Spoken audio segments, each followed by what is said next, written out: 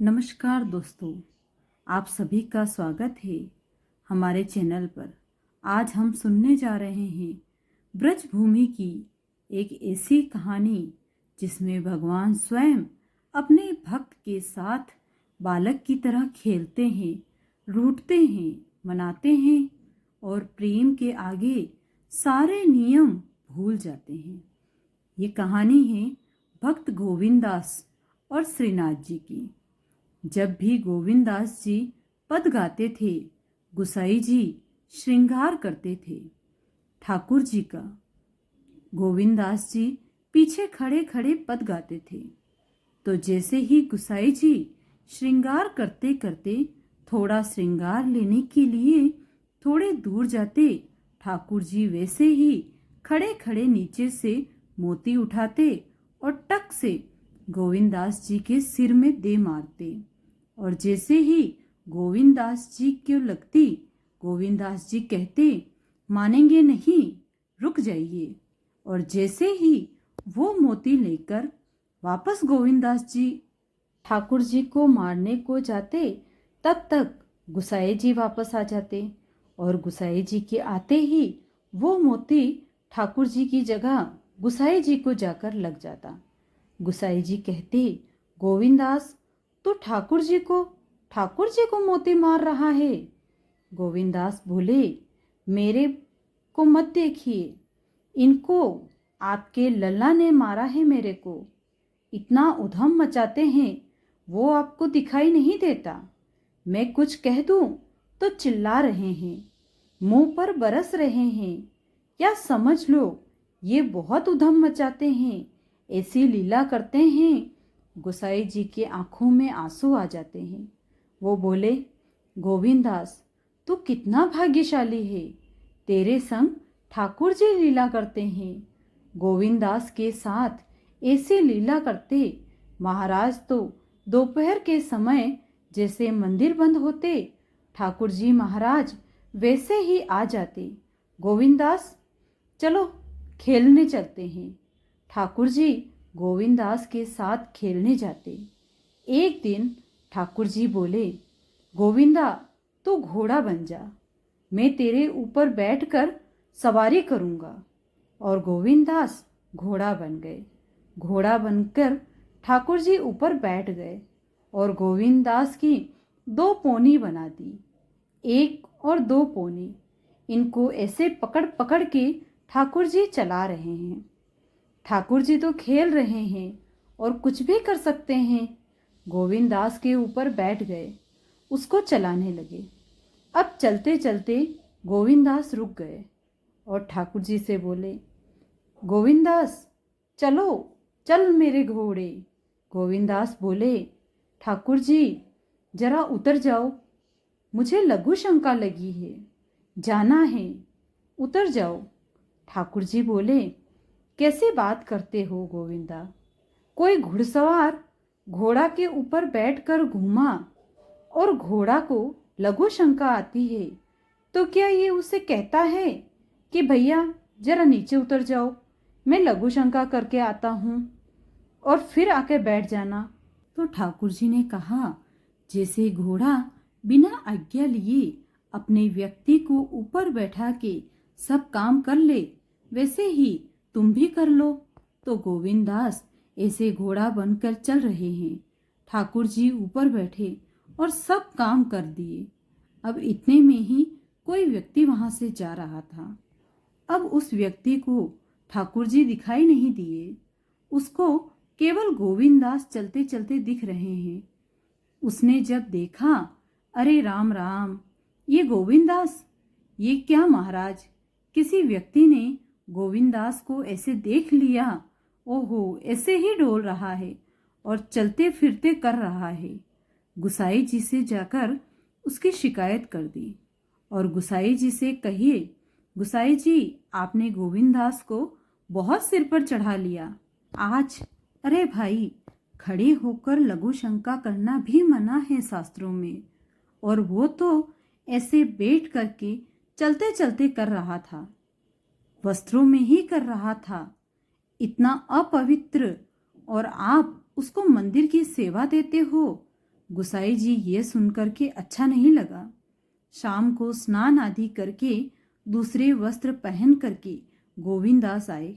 आकर करके गुसाई जी को प्रणाम किया तो गुसाई जी ने मुंह फेर लिया। गोविंदास बोले, आप नाराज क्यों हो हमसे? गुसाई जी बोले, आप आचार विचार सब भूल चुके हैं अपना। आप इस प्रकार से आज कुछ कर रहे हैं। मुझे लोगों ने बताया आकर कि गोविंदास जी बोले, आपकी बात हो जाए तो मैं बोलूं? बोले, हाँ बोलो। बोले, मुझे मत कहिए, अपने लल्ला को समझाइए जो हट करके बैठ गए। जिद कर रहे थे, क्या करूं, कहाँ तक समझाऊं? तब जाके आज मुझे घोड़ा बना लिया। घोड़ा बनाकर मेरे 2 पोनी बनाकर ऐसे चला रहे। तब मैंने इनसे कही कि ठाकुर जी उतर जाओ, मुझे लघु शंका कर स्नान करके फिर आ जाना, बैठ जाना। तो बोले, घोड़ा कभी आज्ञा लेता है? तू तो मेरा घोड़ा है। ऐसे करके इनकी आज्ञा से मैंने किया। मैंने अपनी इच्छा से नहीं किया। मैं क्यों करूँगा ऐसा? गोविंदास की बात सुनकर गुसाई जी इतने भावुक हो गए कि उस दिन गुसाई जी ने नियम बना दिया।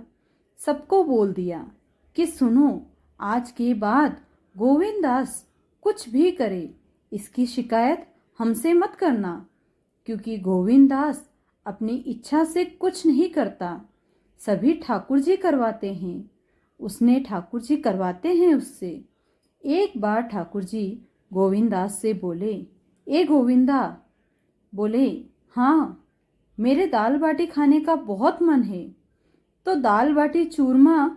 ठाकुर जी बोले, ए गोविंदास, ऐसे ही बोलते थे मुझे, दाल बाटी खानी है। गोविंदास बोले, 56 भोग बनते हैं रसोई में, पर आपके मुंह पर पट्टी बांध करके महाराज रसोइया बनाता है।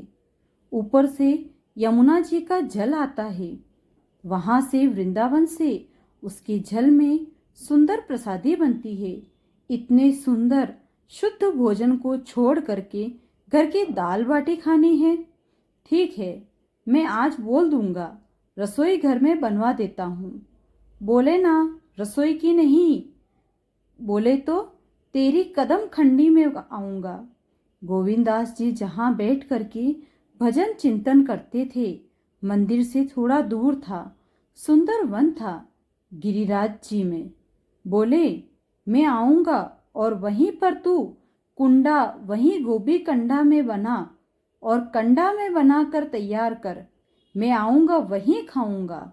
गोविंदास जी बोले, यहाँ सब लोग आपको मंदिर में पूजने आते हैं, आप यहाँ पर भगवान हो, ऐसे कहीं खाने पीने आओ। तो बोले, किसी को पता थोड़ी चलेगा, मैं आ जाऊंगा, तो चिंता मत कर। तो सुन, तैयारी कर ले, आज मैं तेरे यहाँ आकर ही प्रसाद पाऊंगा। गोविंदास जी भी चुपचाप मंदिर से चले गए। किसी को बताया नहीं। किसी को पता थोड़ी कि ठाकुर जी ऐसे भी बाहर चले जाते हैं। सबको लगा अंदर ही रहते हैं ये। गोविंदास जी दौड़ करके गए, बढ़िया कंडा से बढ़िया उपले लगा के दाल बाटी बनाई, दाल चढ़ा दी। सुंदर ठाकुर जी आएंगे प्रसाद पाने। एक पंथ दो काज। ठाकुर जी 2 लीलाएं एक साथ करनी। एक तो गोविंदास के संग सुख लेना और एक झाड़ू लगाने वाला गिरिराज जी की तलेटी में झाड़ू लगाता था। उसको मंदिर में प्रवेश नहीं करने देते थे, तो वह बेचारा बाहर खड़ा खड़ा ही दर्शनार्थियों से पूछता कि ठाकुर जी दिखे कैसे, मुझे यह बता दो। दर्शनार्थी आकर के बताते थे, नीली नीली ठाकुर जी ने वागा पहना है, गले में मोतियों की माला है, मकराकृत कुंडल है, ऐसा टिपारा ठाकुर जी के सिर पर रखा है और ऐसा ठाकुर जी का श्रृंगार है। वो तो बाहर खड़ा खड़ा नेत्र बंद करके सुन सुन के ही अपने मन में एक झांकी बना लेता था और रोज प्रार्थना करता था, नाथ, मुझे लगता है इस जन्म में तो मुझे कभी आप नहीं दिखोगे। भगवान, इस जन्म में तो मैं आपके योग्य नहीं हूँ, पर मेरे पर बस इतनी कृपा कर दो कि अगले जन्म मुझे दीजिएगा तो कुछ नहीं तो चींटी ही बना देना। चींटी बन कर के मैं आपके 56 भोग में ही आ जाऊंगा भीतर और आकर आपका दर्शन कर लूंगा। लेकिन मुझ पर अनुग्रह कर देना ठाकुर जी। उसके इस भाव से इतने ठाकुर जी रीझ गए। गोविंदास को बोला था दाल बाटी खाने आएंगे। मंदिर बंद करके सब तो चले गए वहां से। सब लोग भोजनालय में भोजन प्रसाद पाने लगे। ठाकुर जी मंदिर से निकले। अचक के बाहर गिरिराज पर्वत के ऊपर विराजते थे। जैसे ही बाहर निकल करके आए तो गिरिराज पर्वत के नीचे ही वह झाड़ू लगाने वाला नेत्रों से आंसू बह रहे थे। ठाकुर जी का चिंतन कर रहा था। आज ठाकुर जी ऐसे दिख रहे हैं। सिर पर चांदी का मुकुट पहना है। ठाकुर जी ने आज गुलाब का इत्र लगाया है। ठाकुर जी के ऐसे ऐसे भाव से ठाकुर जी के कटाक्ष वो सब चिंतन कर रहा था। ठाकुर जी नीचे उतर करके जाने लगे। इतने में ही ठाकुर जी ने लीला करी और जोर जोर से ठाकुर जी चिल्लाने लगे, अरे जल्दी से आइए, देखिए मेरे पाँव में कांटा लगा है। अरे जल्दी से कोई आओ, ये कांटा निकालो। मुझे बहुत दर्द हो रहा है भैया, जल्दी आओ, जल्दी आओ। यह स्वर जैसे ही सुना, उस झाड़ू लगाने वाले ने उसके नेत्र खुल गए। उसने देखा, बोले, ये स्वर कहाँ से आ रहा है? उसने जैसे ही नेत्र उठा करके ऊपर देखा कि माला पहनी है, मकराकृत कुंडल पहना है, चांदी का मुकुट चमक रहा है, मस्तिष्क पर केश घुंघराले लहरा रहे हैं और ठाकुर जी अपने एक पांव हाथ में पकड़ करके और एक पांव पर लंगड़ी खेलते हैं। जैसे ठाकुर जी कूद रहे हैं यहाँ से वहाँ। नीचे से झाड़ू लगाने वाले ने कहा, अरे ऐसा पुरुष तो मैंने जीवन में कभी नहीं देखा। ये कैसा पुरुष है? नीचे से ही ठाकुर जी को देखने लगा। अब स्वरूप उसको पता था तो उसने कहा, जरूर ठाकुर जी ही होंगे। वहीं से प्रणाम किया। ठाकुर जी बोले, वहीं से प्रणाम कर रहा है, ऐसा नहीं कि ऊपर आओ और कांटा निकालो मेरे पाँव में। तो बोले, मैं ऊपर नहीं आ सकता, गुसाई जी मारेंगे, सब लोग डांटेंगे मुझे। अरे नहीं गुसाई जी, ऐसा कुछ नहीं है, ये सब तो बाहर के लोगों के नियम हैं। मैं तो सबसे मिलता हूँ, आजा ऊपर जल्दी। जैसे ही ऊपर गया वैसे ही ठाकुर जी के समीप गया और जैसे जैसे उसके नेत्र सजल होते गए, ठाकुर जी के बिल्कुल समीप पहुंच गया। भगवान बोले, देख क्या रहे हो भैया, जल्दी करो, मेरे पाँव में कांटा लगा है, इसको निकालो।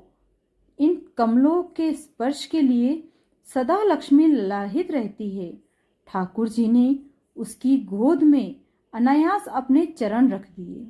बोले, जल्दी कांटा निकालो मेरे पाँव में से। अब वो ठाकुर जी के सुंदर तलवों को अपने हाथों से ऐसे देख रहा है, ढूंढ रहा है कहाँ लगा है कांटा। कहीं उसको कांटा मिल ही नहीं रहा। अब इतने कोमल चरण ठाकुर जी के, उसके नेत्र से आंसू भी आ गिरते हैं, भाव विभोर हो उठता है। मेरे सौभाग्य की सराहना। ठाकुर जी के इतने समीप कांटा निकालने के लिए बार बार अपने अंगूठे से खींचे, लेकिन कांटा नहीं निकले। ठाकुर जी बोले, अरे उस हाथ से नहीं निकलेगा। उसने पूछा, कैसे निकलेगा? बोले, अरे मेरे पाँव पकड़ के अपने मुंह से निकाल और दांतों से निकाल, तब निकलेगा ये। अरे कितनी कृपा ठाकुर जी की, कृपा की ना होती तो आदत तुम्हारी तो सुनी ही रहती। अदालत तुम्हारे जो दिनों के दिल में जगह तुम न पाते, तो किस दिल में होती हिफाजत। और उसने कांटा निकाला मुख से। ठाकुर जी बोले, अब चल, मुझे ले चल। गोविंद दास ने अपनी कदम खंडी में दाल बाटी बनाई है मेरे लिए, वहां ले चल। बोले, कैसे? तेरे कंधे पे बिठा के जाऊंगा। और ठाकुर जी ने अपने दोनों पांव ऐसे लटका लिए उसके ऊपर और सिर पकड़ करके उसके ऊपर ही बैठ गए। बोले, चल ले चल मुझे तो। महाराज, मुझे तो बेहोशी हो रही है। उसको विश्वास ही नहीं हो रहा कि ठाकुर जी मेरे संग इतनी कड़ी लीला कर रहे हैं। गोविंद दास की कदम खंडी में पहुंचने से पहले उन्होंने कहा, ठाकुर जी, गोविंद दास जी मुझे बहुत मारेंगे। अगर उनको पता चल गया कि मैंने आपको छुआ है तो मुझे बहुत डांटेंगे। आप एक काम करें, आप यहाँ से अकेले ही चले जाएं, मैं यहीं खड़ा हूँ। ठाकुर जी बोले, यहीं खड़े रहोगे तो तेरे को दाल बाटी कैसे खिलाऊंगा मैं। ठाकुर जी पहुंच गए गोविंद दास के पास। ओहो, ठाकुर जी अचल दिखते हैं सबको। मंदिर में वह सचल दिखते हैं। गोविंद दास को कितनी बड़ी कृपा। गोविंद दास के यहाँ ठाकुर जी पहुंच गए और पहुंच करके ठाकुर जी बोले, चल गोविंद दास, जल्दी खिलाओ, मुझे तो बहुत जोरों से भूख लगी है। गोविंद दास बोले, हाँ हाँ विराजो, आपके लिए सुंदर व्यवस्था कर दी।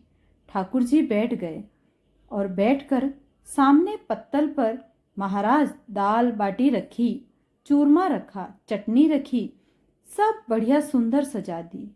अब ठाकुर जी पा रहे हैं, प्रेम से पाते जा रहे हैं और पाते पाते बीच में गए, और ला, जल्दी ला, जल्दी ला, मुझे भूख लग रही है। गोविंद दास बोले, पहले इनको तो खा लो। अरे ना, तू जानता है ना मुझे मंदिर में कैसे भूख लगती है। थाली में 2 रोटी और ये सब्जी, इतने से क्या मेरा पेट भरेगा। तू मेरे सामने सब सामान ला के रख दे, तब जाके मेरा मन हल्का होगा। मैं जो चाहे वो पा लूँगा। और गोविंद दास जी जल्दी जल्दी लेके आए। गोविंद दास जी पीछे मुड़ करके बढ़िया सुंदर दाल बाटी सेके। इतने में ठाकुर जी क्या करे, एक बाटी तो खा जाए और दूसरी बाटी उठाकर अपनी जेब में रखते गए। वो संग आया, उसके लिए भी तो लेनी है। अब तो महाराज ठाकुर जी खाते जाए और भरते जाए, खाते जाए भरते जाए। गोविंद दास बोले, ठाकुर जी, यह तो मैंने आपकी खुराक बहुत है, पर इतनी ज्यादा मुझे विश्वास नहीं। क्यों, 56 बाटी खा गए अब तक आप। अरे, कोई तुकना है, पेट है कि समुद्र है, कुआं है, कहाँ है आपको ठाकुर जी। बोले, अच्छा चलो जाऊंगा मैं। अरे नहीं नहीं, आप तो पाओ। ठाकुर जी तो जेब में भरते जा रहे थे। अब ठाकुर जी का पेट भर गया। ठाकुर जी बोले, चल भैया गोविंद। बोले, चुपचाप चलो और आचमन करो, शुद्धि करो, तब जाइए मंदिर में। वहीं गोविंद कुंड के पास में गोविंद दास जी ने जबरदस्ती ठाकुर जी को बिठा दिए। दोनों हाथ में जल लिया। ठाकुर जी जल लेकर के बैठे हैं। बोले, अब करो अपवित्र पवित्र सर्वागतो। ठाकुर जी आचमन कर रहे हैं, अपनी पवित्र कर रहे हैं ऊपर से लेकर नीचे तक। इतने में ही गोविंद दास बोलते बोलते पीछे के गए और ठाकुर जी की पीठ पर जाकर एक धक्का दिया। महाराज पूरे ठाकुर जी डूब गए कुंड में। ठाकुर जी पूरे उतर के नीचे तक गीले हो गए। ठाकुर जी बोले, तेरी शिकायत करूंगा, गुसाई जी से कहूंगा तू ऐसे कर रहा है मेरे संग। गोविंद दास बोले, मैं बता दूंगा तुम किस किस के कंधे पे चढ़ के घूम रहे हो। मंदिर के लिए इतने नियम बना रखे हैं, नहा के आओ, धो के आओ, हाथ पांव खास करके आओ और कुछ अपवित्र वस्तु मत लो, छींक मत लो, अपरस रहना, गीला वस्त्र पहनकर होना चाहिए आपकी सेवा के लिए इतने नियम, और खुद क्या कर रहे हो? ऐसे गोविंद दास जी वो कह रहे हैं, यद्यपि रूप गुणशील सुधरता, इन बातन का रीछ है प्रीतम, प्रीत ही सोई। जहाँ निष्कपट प्रेम है वहीं भगवान स्वयं दौड़े चले आते हैं। अगर ये कहानी आपके दिल को छू गई हो तो वीडियो को लाइक करें, शेयर करें और चैनल को सब्सक्राइब करें। अगली कहानी में फिर से मिलेंगे। राधे राधे।